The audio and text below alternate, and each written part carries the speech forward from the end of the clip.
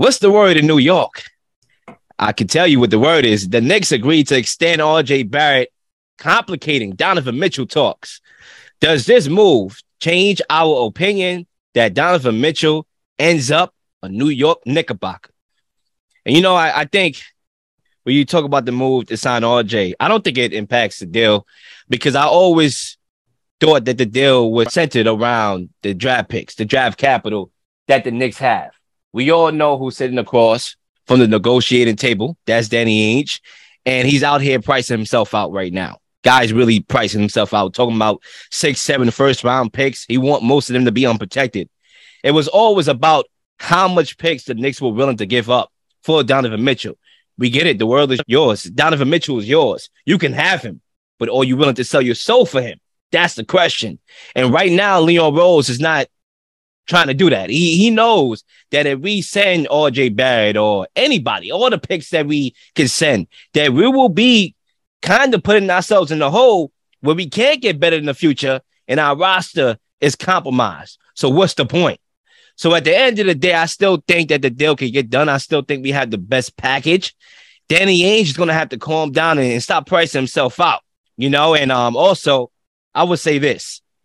I think eventually a third team is going to have to come and help us facilitate the deal. And that's where the Lakers come in, because I heard some reports about the Lakers. They trying to get rid of Russell Westbrook. We all know what's going on over there. It ain't old news, right? And right now, Danny Ainge is interested in that 2027 pick and that 2029 first round pick. And in return, Russell Westbrook, will be sent over there and they will take on a contract and probably agree to a buyout or pay him to go home like John Wall. So, Danny Ainge will be able to get picks, first rounders from the Lakers, along with the 5 that we can offer him. We can offer him more, clear, but I'm only willing to go 5 in a couple players. So I think that's ultimately what's going to happen. R.J. Barrett still can get dealt to the Jazz, even though he got paid. Let's be clear here.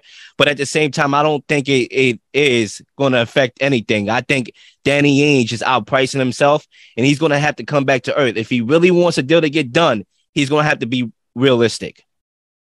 So, yeah, I do think that Donovan Mitchell is going to end up a New York Knick. And it was pretty exciting to see the news about R.J. Barrett, because really, I think you briefly mentioned it, and I agree with you in the sense that if R.J. Barrett would have been included in the Donovan Mitchell trade, would Knick fans really be that excited? I feel like there would have been plenty of Knick fans that would have even been more upset about the deal and getting rid of a guy like R.J. Barrett, who, since he's been in the league, all he's done is gotten better and better and better and has worked harder. And I think Knick fans, what they really want, what they're dreaming about right now is seeing both Donovan Mitchell and R.J. Barrett on the same floor, suited up in the orange and blue. But I'll say this.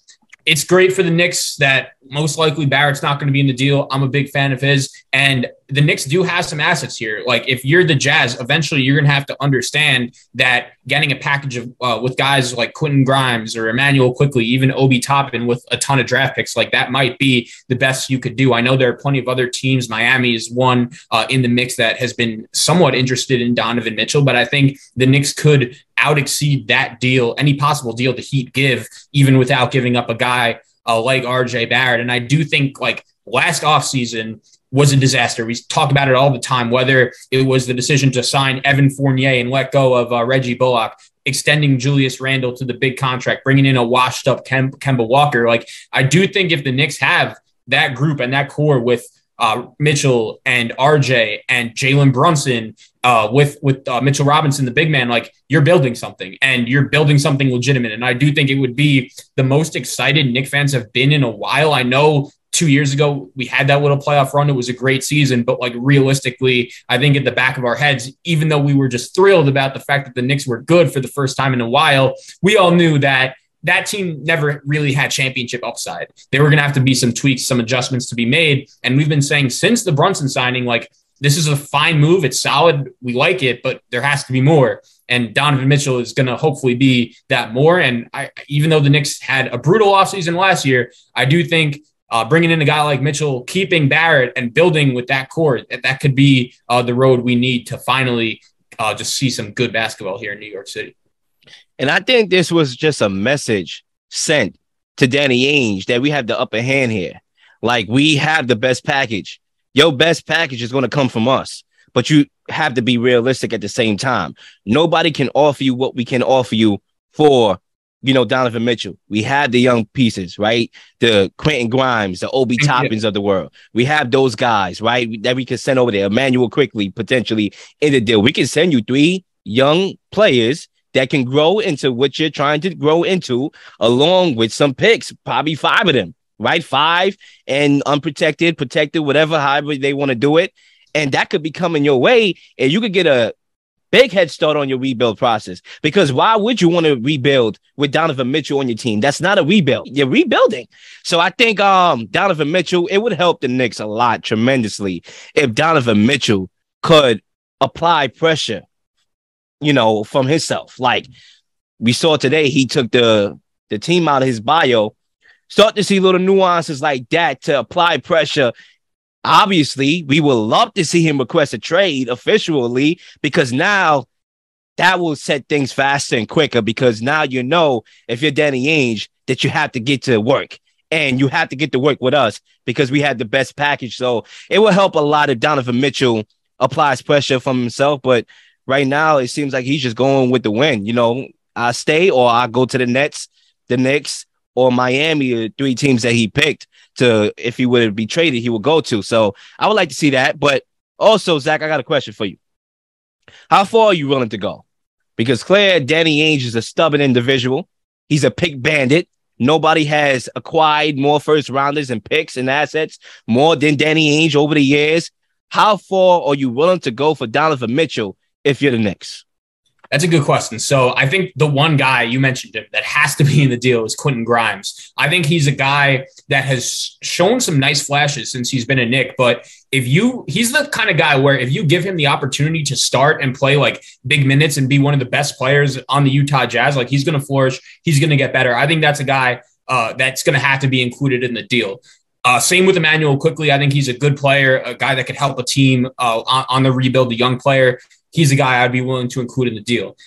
Obi Toppin is interesting to me because I don't know. Like, if you're the Knicks, I know they like him and he's shown flashes, but with Julius Randle still here, I don't know if, like, by the time, like, the season comes and if no deal has gone done, like, I could see Obi Toppin's value going a little bit down just because he doesn't really have a consistent role on the team. And I think in the most ideal world, if you're the Knicks, you find a way to get rid of that Julius Randle contract, but I don't necessarily know if that's happening anytime soon. And with Obi Toppin, like, I really like him as a player, but I just don't know if he has a future with a consistent role on this New York Knicks team. And in terms of the draft picks, 3 or 4 draft picks, I know that Donovan Mitchell has his flaws as a player. He's never been first team all NBA. He's had some bad playoff losses, but I do think he's the kind of guy, especially when he's available. We know how much the Knicks have struggled when it comes to closing the door on the big guy from another team, bringing him in. And this is a guy that is from New York. His dad used to work for the Mets. He wants to be here. It's pretty clear.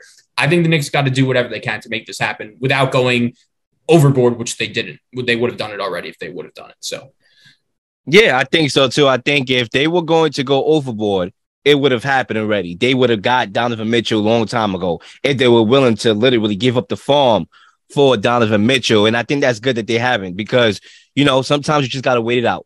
I understand negotiations could be intense and you want to get the deal done. Training camp is on the way. But at the same time, you got to be patient and allow things to open up, because eventually it will. The reason why I asked you that question that I asked you is because you look at the Knicks draft picks, right? And I'm just playing devil's advocate here to my own take. You look at the Knicks draft picks, they have a lot, but they haven't really, they had some nice pieces that they drafted over the years, but they haven't really, they missed on a lot, right? They missed on superstar changing guys. I don't even want to think of or even name those guys, because I'm just going to get mad, frustrated here on the show. They could have had Donovan Mitchell. Could have had I mean, the list goes on. All them guys they could have had. Years ago.